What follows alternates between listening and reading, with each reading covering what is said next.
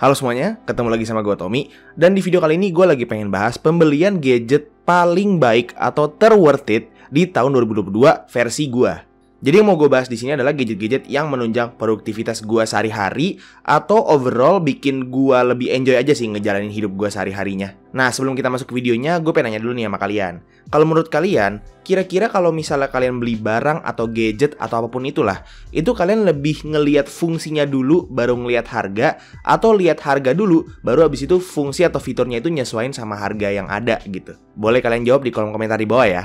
Jadi di tahun 2022 kemarin tuh gua itu beli banyak banget barang, terutama barang elektronik. Karena emang pada dasarnya gue itu adalah seorang tech junkie ya, dimana kalau misalnya gue lihat barang elektronik bagus itu gue pasti langsung naksir dan langsung gue masukin ke wishlist. Padahal mah akhir-akhirnya wishlistnya cuma dianggurin aja sih, kagak gue check out.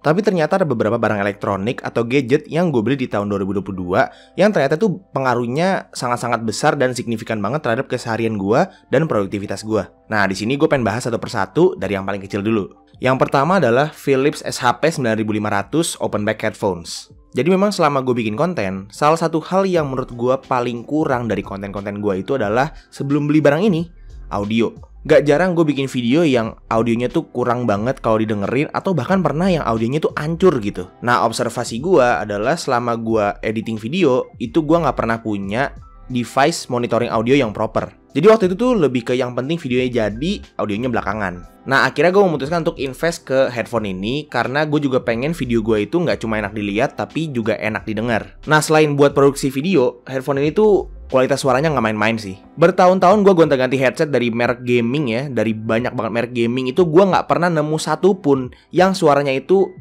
even come close to nyaingin headphone ini. Nah, gue beli headphone Philips SHP 9500 ini di harga 1.500.000 yang menurut gue tuh harganya ternyata masih kemurahan ya, mengingat kualitas suara yang dia punya. Dan gue juga kebetulan beli headphone ini karena statusnya dia itu udah populer banget ya di kalangan entusias audio, karena dia itu punya status sebagai entry level headphone open back yang paling bang for your buck banget.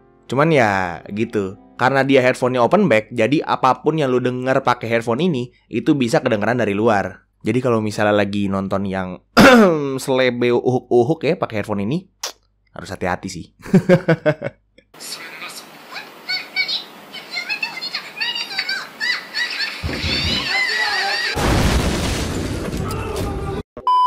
Yang kedua adalah Saramonic Blink 500 wireless mic. Gue itu sebenarnya dari dulu pengen banget bikin konten yang lokasinya itu nggak cuma di kamar gue doang, tapi bisa di outdoor juga dengan kualitas audio yang mantep juga. Gue pun juga udah pernah nyobain beberapa mic lavalier murah sebelumnya, kayak misalnya Fantech MV1, waktu itu pernah gue review juga. Terus gue juga pernah nyobain yang merek Boya juga. Tapi problem gue tuh dari semua mic yang udah pernah gue coba sebelumnya itu cuma satu, yaitu adalah kabelnya tuh ribet banget.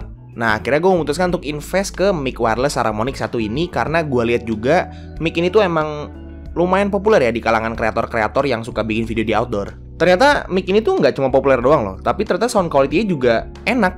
Dia tuh suaranya tuh sopan banget masuk kuping ya, jadi enak banget didengar dan nggak perlu diedit banyak-banyak karena literally kalau misalnya lu rekam pakai ini, itu nggak perlu di noise reduce aja tuh noise-nya nggak banyak-banyak banget. Dan yang enaknya lagi tuh mic ini bisa compatible sama semua device ya, jadi dia itu nggak harus colok ke PC aja. Dia bisa colok ke kamera juga, dia bisa colok ke HP juga, dan selama ini gue juga kalau misalnya rekam pakai Saramonic ini gue coloknya ke iPhone gue.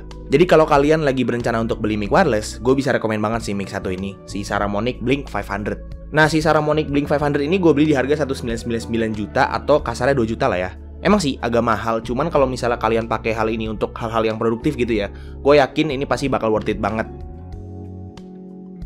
Yang ketiga adalah Xiaomi Mi 11T Pro. Gue tuh termasuk orang yang lumayan sering gonta-ganti HP.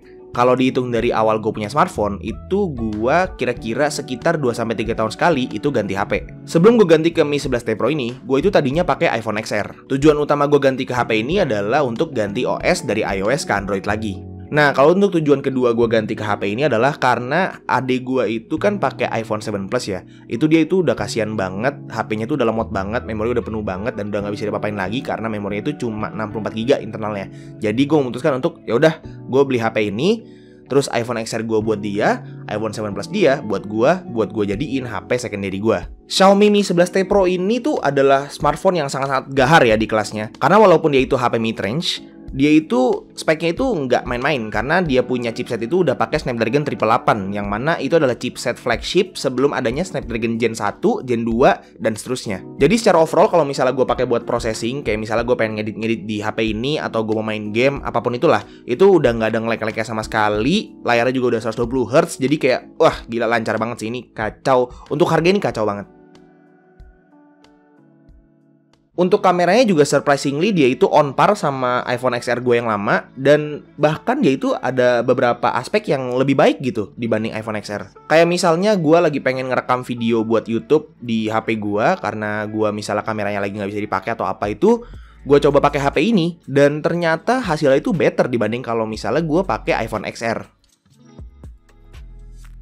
Cuman ya namanya Android ya, kekurangannya masih sama. Jadi kalau misalnya HP ini pakai built-in kamera aplikasi kayak misalnya Instagram gitu ya, mau bikin IG story, itu responsive time-nya itu masih kalah banget sama iOS. Bahkan sama iPhone 7 Plus gua yang udah lama banget, yang bekas adek gua itu kalah gitu kalau misalnya mau bikin IG story.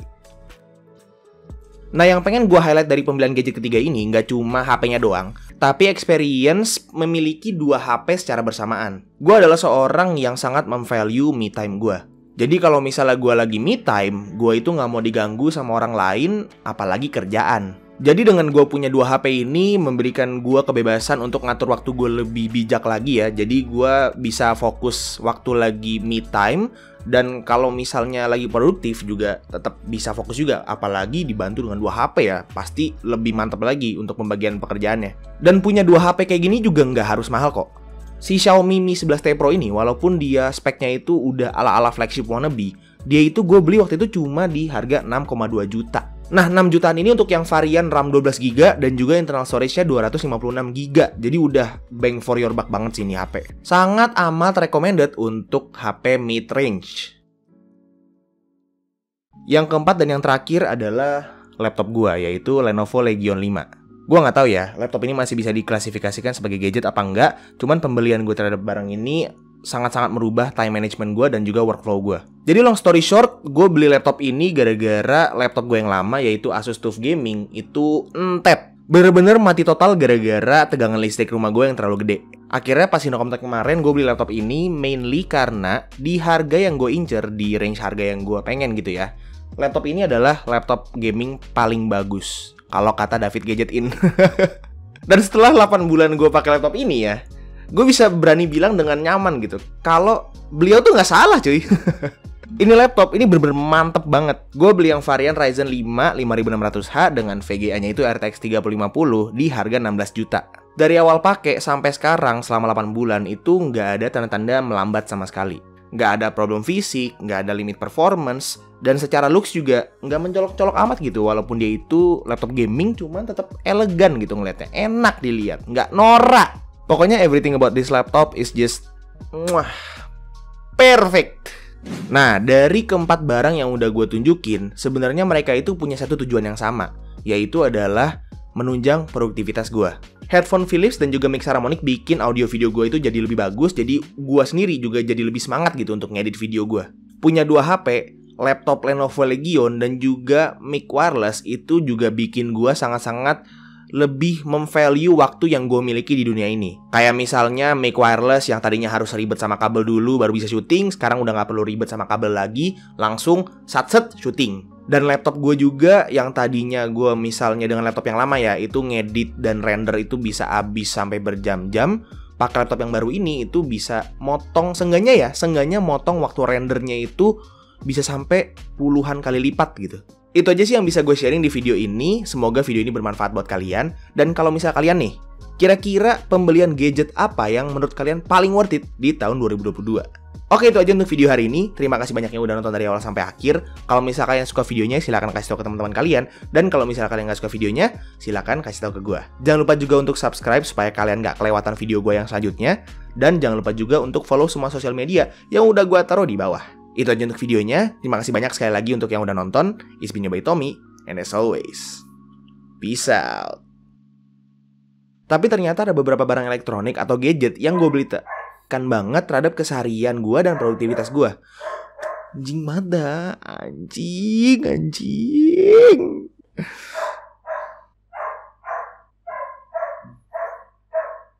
gadget yang gue beli di tahun 2002. Oh my fucking god, this dog cannot fucking shut up, man.